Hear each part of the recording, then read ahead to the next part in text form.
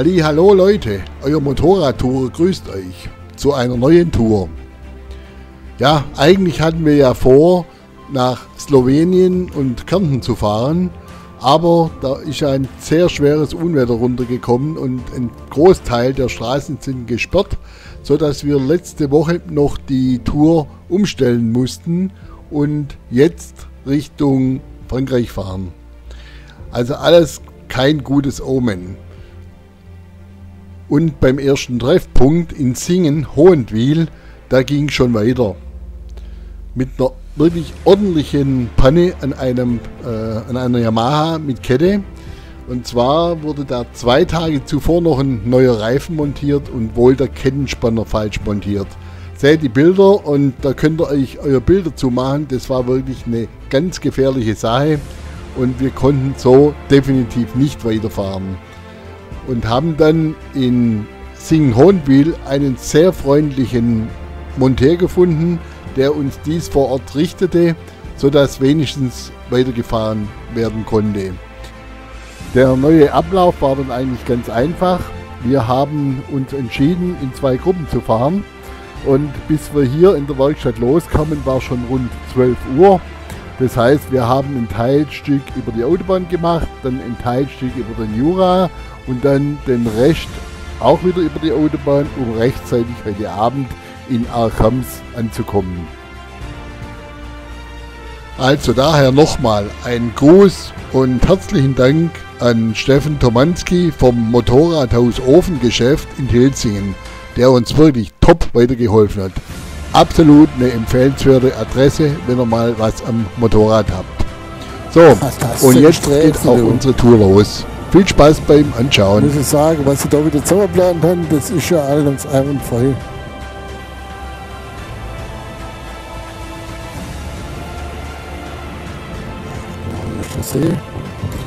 Ich kann mich in der Planung erinnern, da ist der See. Jetzt See, das sieht doch geil aus, oder? Ei, ei, ei. Ja.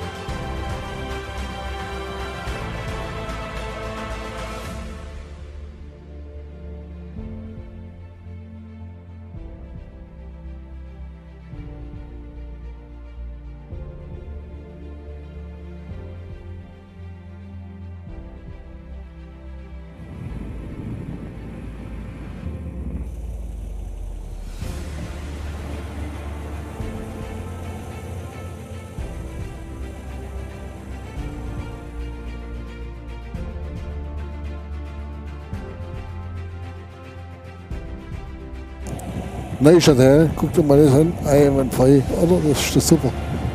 Gell? Ei, ei.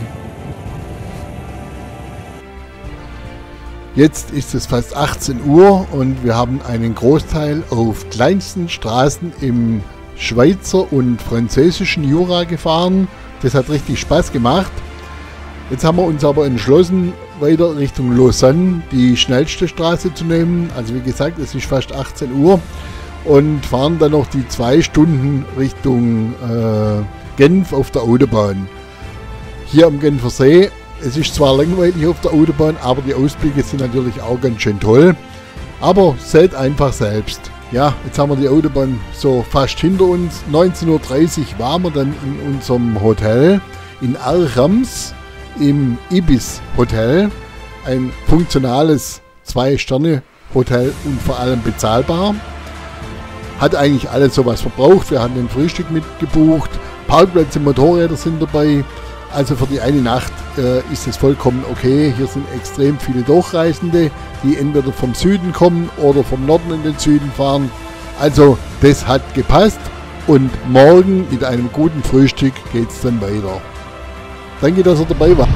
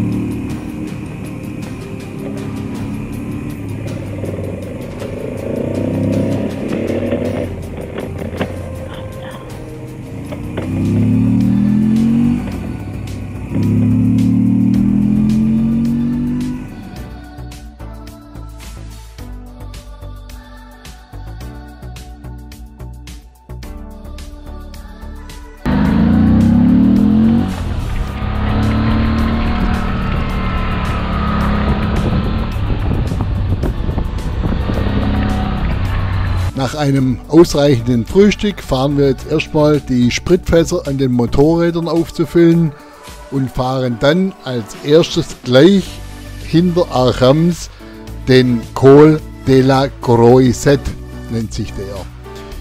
Im Winter hier ein Ort, in dem sehr groß das Länglauf groß geschrieben wird.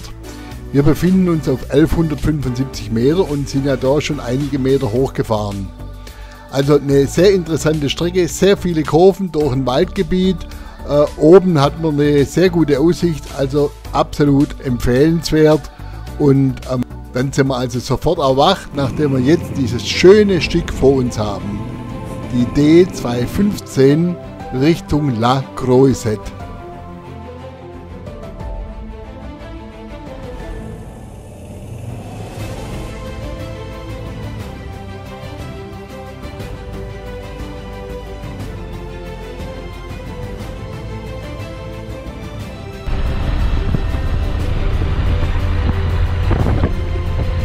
Guck mal das an. Hey, den Heinz, diese Aufnahmen, du. Wunderbar, die Aufnahme, wunderbar.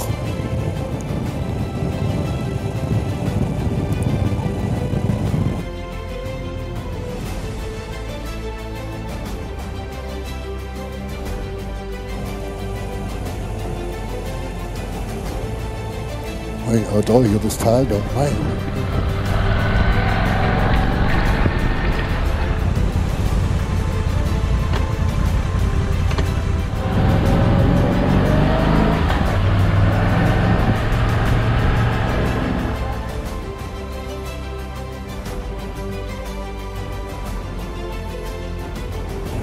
Oh, du kannst ja vorbeigucken, aber bei dem siehst du halt einfach nicht vor. Das ist einfach scheiße.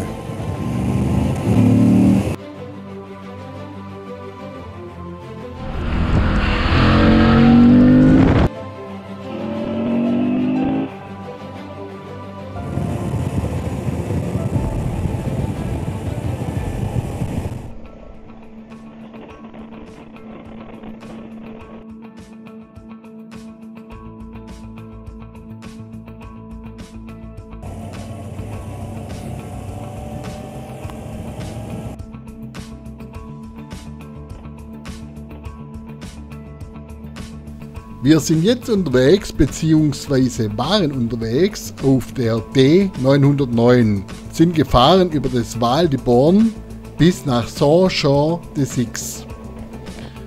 Weiter ging es dann in das Wintersportörtli La Clusaz. Irre, was da für ein Verkehr war, wirklich absolut irre. Und jetzt fahren wir weiter zum Col de Aravis und hoffen, dass wir da etwas weniger Verkehr haben. Also, weiterhin viel Spaß beim Ansehen.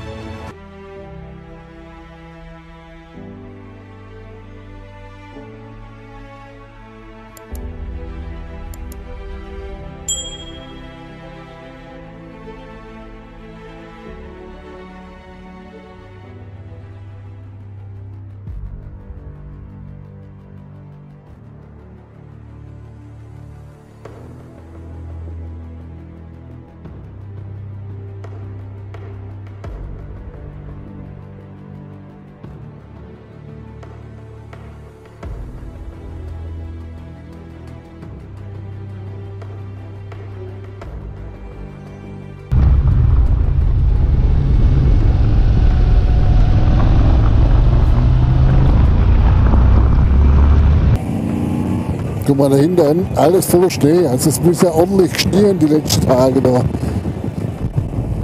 Und hier auch Wohnmobilsiedlung. Hei, hei, hei, hei.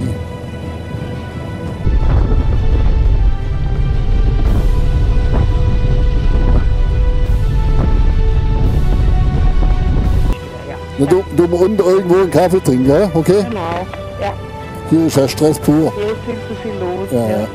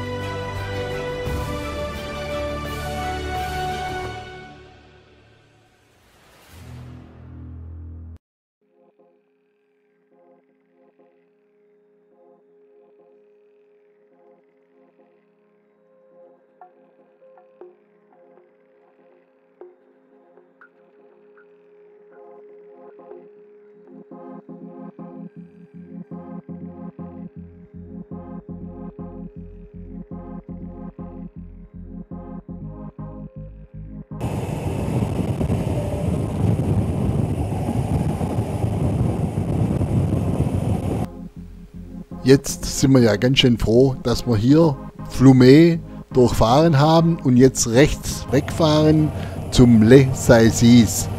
Endlich wird der Verkehr deutlich weniger und wir werden jetzt mal suchen, wo wir Mittagessen können, damit wir frisch gestärkt weiterfahren können.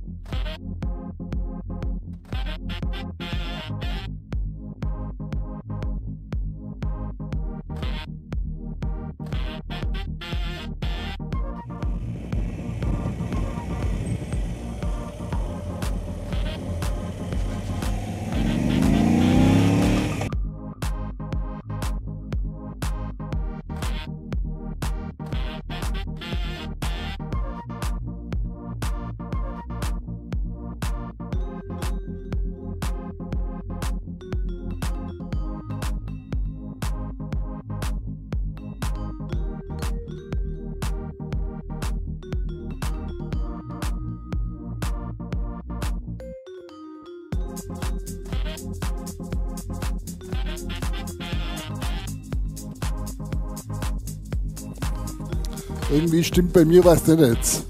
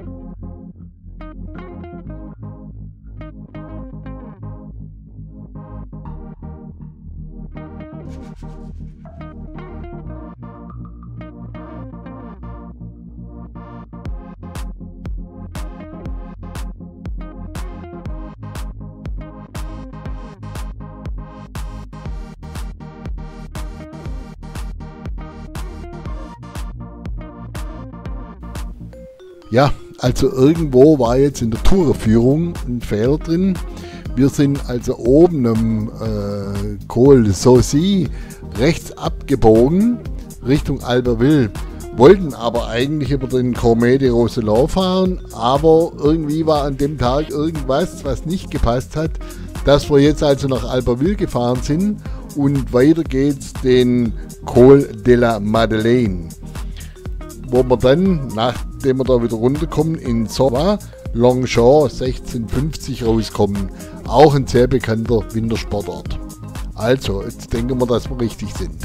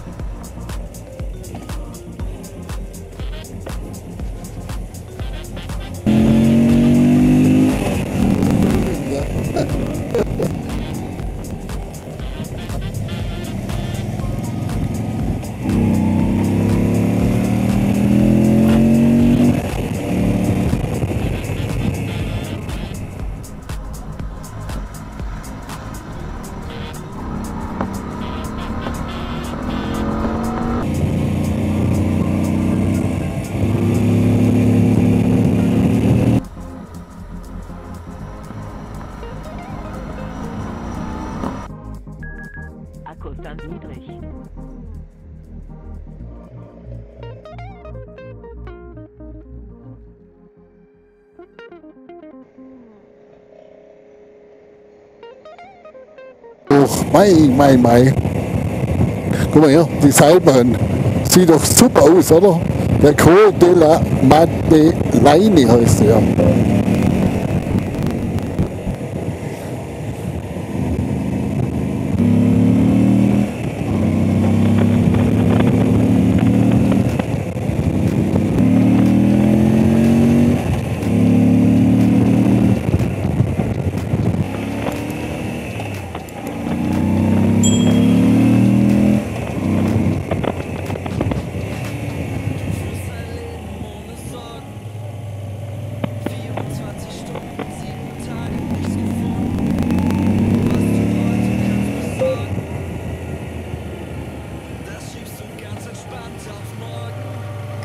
Ich hab ne Weile gebraucht, um zu verstehen, dass die Zeit reif ist, um jetzt zu gehen.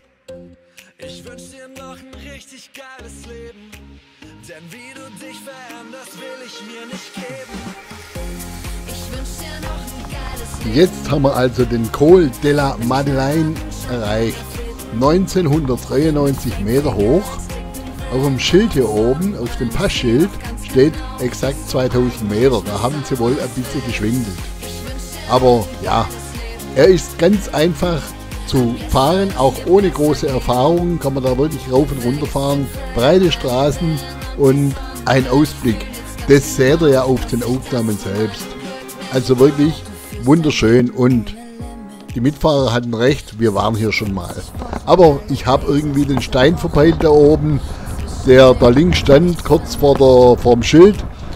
Und jetzt fahren wir wieder runter und machen irgendwo noch Aufnahmen. Ich hab ne Weile gebraucht, um zu verstehen. Es geht nicht darum, was andere in dir sehen. Ich wünsch dir noch ein richtig geiles Leben, denn wie du dich veränderst, will ich nicht erleben. Ich wünsch dir noch ein geiles Leben, mit knallharten Champagnerfäden, mit Fame, viel Geld, dicken Villen und Sonnenbrillen. Ich seh doch ganz genau, dass du eigentlich was anderes willst. Ich wünsch dir noch ein geiles Leben, ab jetzt wird es dir besser gehen. Vergiss den Fame, all die Villen und die Sonnenbrillen. Ich fühl jetzt ganz genau, dass ich das zu meinem Glück nicht brauch. Das wird die Zeit meines Lebens und niemand ist mehr dagegen. Das hab ich für mich erkannt und deine Bilder hab ich endlich verbrannt. Nach einem zünftigen Mittagessen nach dem Col de la Madeleine fahren wir jetzt weiter die D213 nach Le Chambre. Das ist jetzt die nächste größere Ortschaft, wo wir durchkommen. Dann nehmen wir Kurs auf Saint-Michel-du-Marien und fahren da dann die D902 Richtung Valois.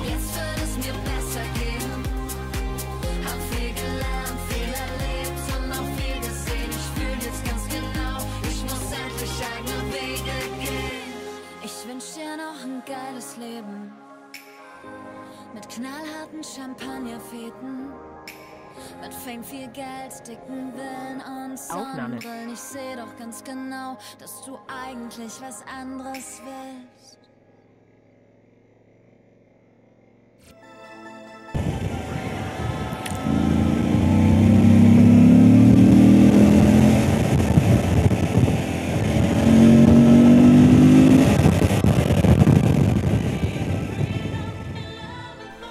Und weiter geht's zum Col du Galibier, 2645 Meter hoch. Und wenn wir dann runterfahren, dann kommt der zweite Pass, der Col du Lautaret. Und dann fahren wir weiter nach Briançon ins Hotel.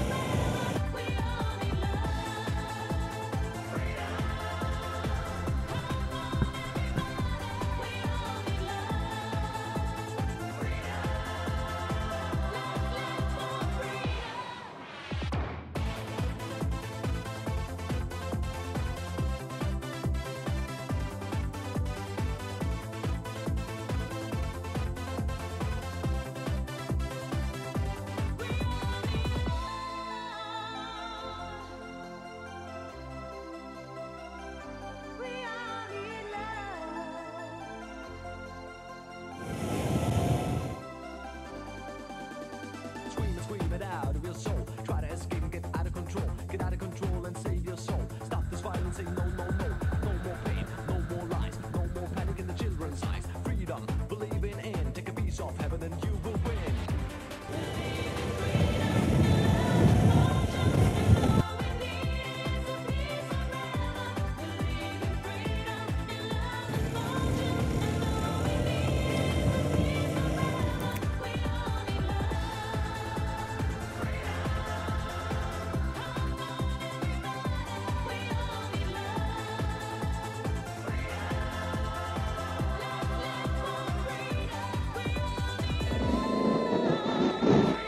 Aufnahme.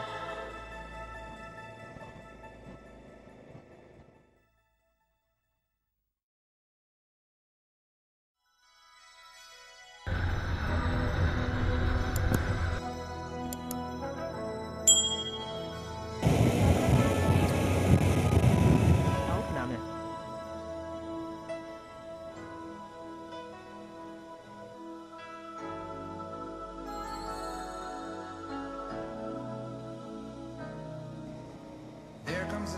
Das war ja jetzt wirklich ein sehr schöner Tag mit vielen wunderbaren Pässen bei einem wunderbaren Wetter. Wir fahren jetzt die letzten Kilometer bis nach Briançon, wo wir dann im Innenstadthotel Montbrison übernachten werden. Ein kleines, älteres Hotel. Eigentlich liegt es ideal in der Innenstadt und im Innenhof, um die Motorräder abzustellen. Frühstück war auch gut, also alles, was das Herz begehrt, zu einem echt günstigen Preis.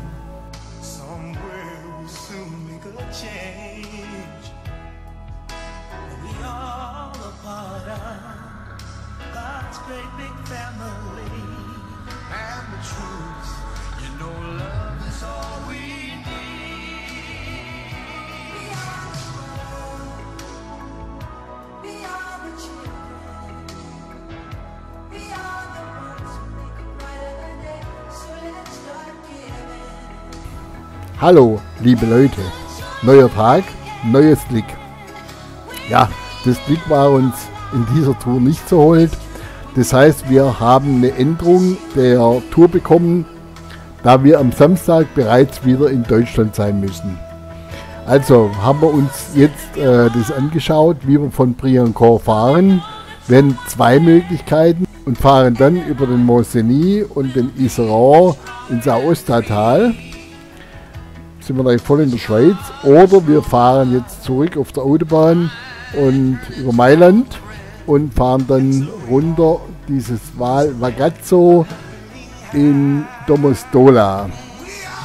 Für das haben wir uns auch entschieden. Also das heißt, jetzt müssen wir halt mal zügig Kilometer machen und dann geht's auf Landstraße.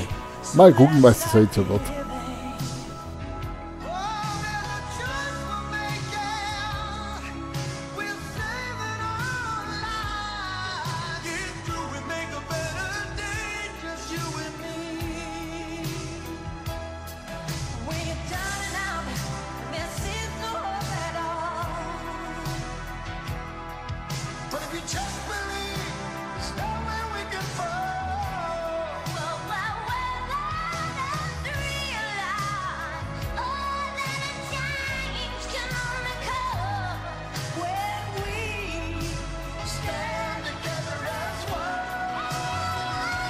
Wir fahren jetzt im Val Vigezzo Richtung Bellinzola und kommen dann plötzlich in diesen kleinen Ort Re rein. Also da denkt man hat eine Fata Morgana. Diese Wallfahrtskirche der Madonna del Sangue ist eine unglaublich große Basilika, denke ich mal. Ich habe das jetzt mal gegoogelt und es ist so, dass 1494 hier ein Wunder geschah, als eine Figur plötzlich zum Bluten begann, nachdem es von einem Stein getroffen wurde. Ja, das ist ja was ganz Heiliges und darum haben die immer die Kirche erweitert und größer gemacht. Also eine unglaublich, also wirklich eine unglaubliche Größe, das ist wirklich beeindruckend.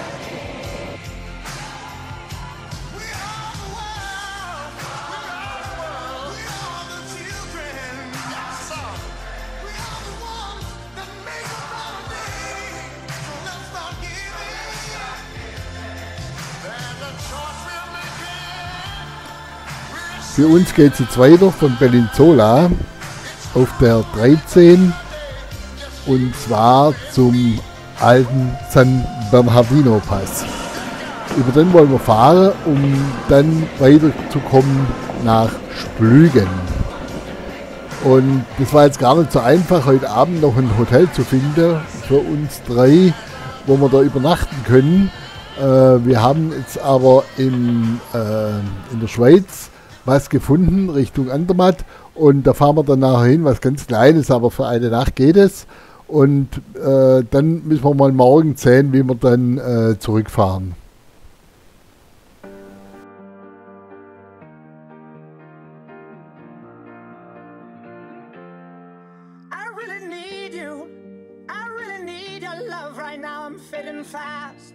Not gonna last. I'm really stupid. I'm burning up. I'm going down. I'm in it bad. Don't even ask. When I find myself in the middle, in the middle, in the middle, could you love me more? Just a little, just a little. Overcomplicate, but it's simple, but it's simple, but it's simple. When you love me more, just a little. So tell me now, when every star falls from the sky. In the world breaks. Oh, hold me now. When every ship is going down, I don't feel nothing when I hear you say it's gonna be okay. It's gonna be okay. It's gonna be okay. It's gonna be okay. I'm really sorry. Sorry I dragged you into this. I overthink. That's all it is. The way you love me, the way you love me till the end. The way you love me, oh yeah, makes me king again. When I find myself in the middle, in the middle, in the middle, could you love me more? Just a little, just a little. Overcomplicate, but it's simple, but it's simple, but it's simple. When you love me more, just a little.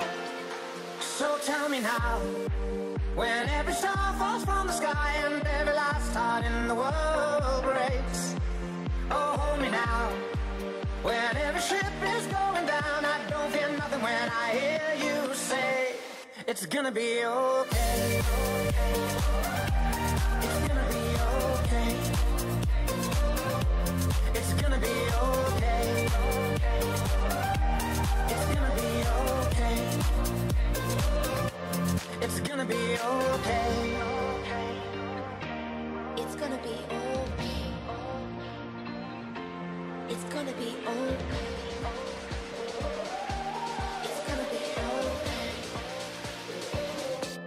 It's gonna be okay.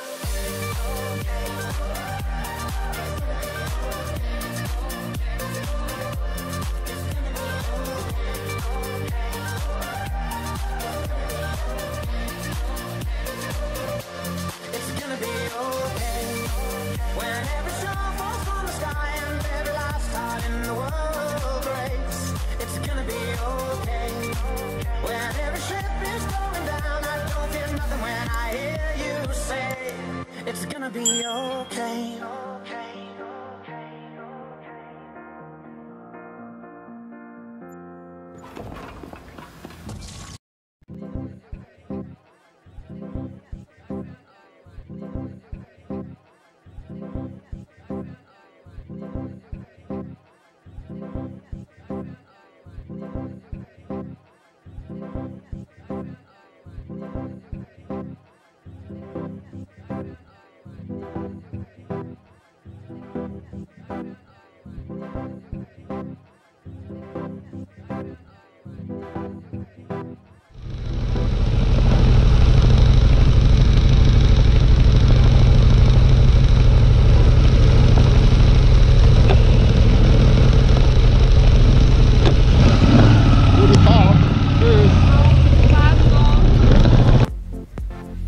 Ja, heute ist Freitag und die Heimreise ist gestartet.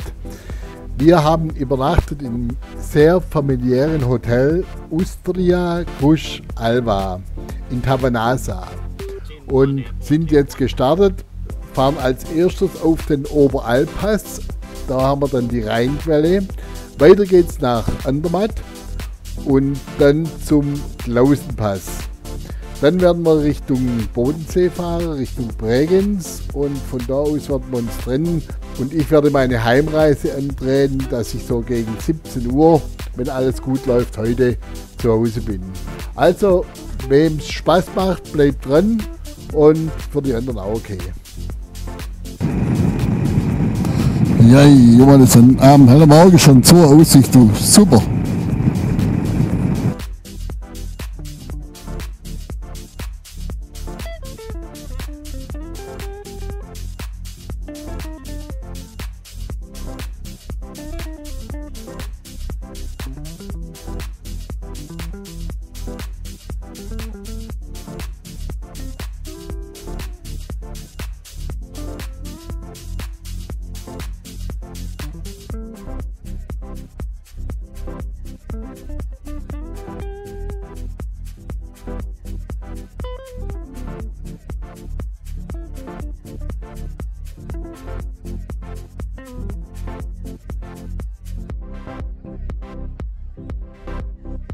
Aufnahme.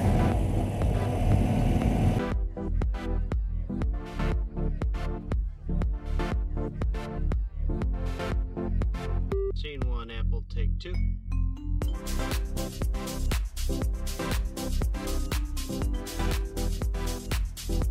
Das war jetzt der Oberalppass in der Schweiz. Hier entspringt der Rhein. Und an der Rheinquelle, da waren wir gerade. Und jetzt fahren wir runter nach Andermatt. Schau mal, das Panorama hier in der Schweiz bei dem Wetter, das ist nicht, also das ist einfach toll anzusehen.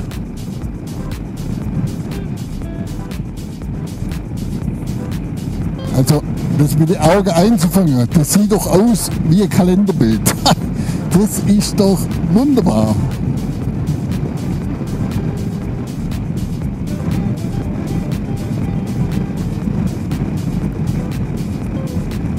Jetzt sind wir im Kanton Uri. Uri.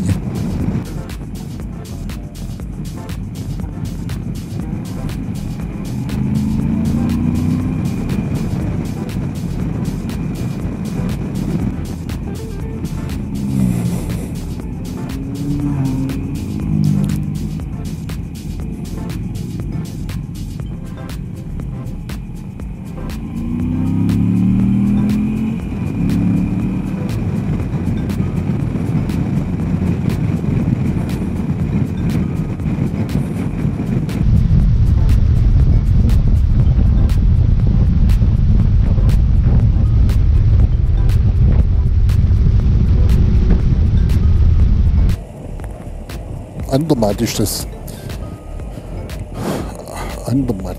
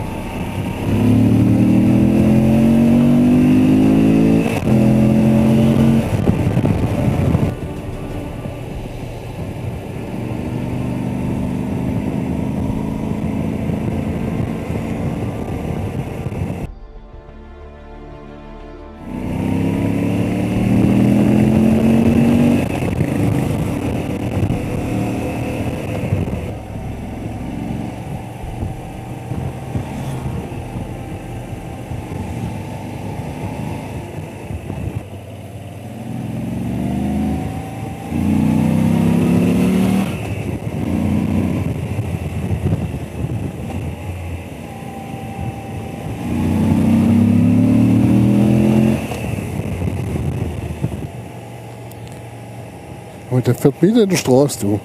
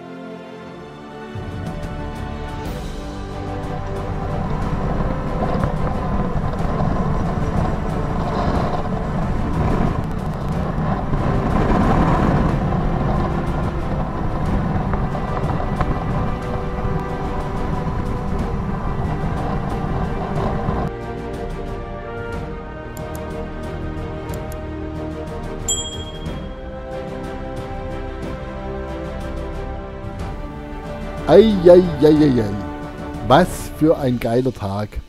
Schon heute Morgen die Überfahrt des Oberalppasses überragend. Noch besser hat mir gefallen dann die Überfahrt des Klausenpasses. Da war ich noch gar nie, aber der ist absolut empfehlenswert. Nicht schwierig zu fahren, genauso wenig wie der Oberalppass. Also für alle Fahrkönnen geeignet.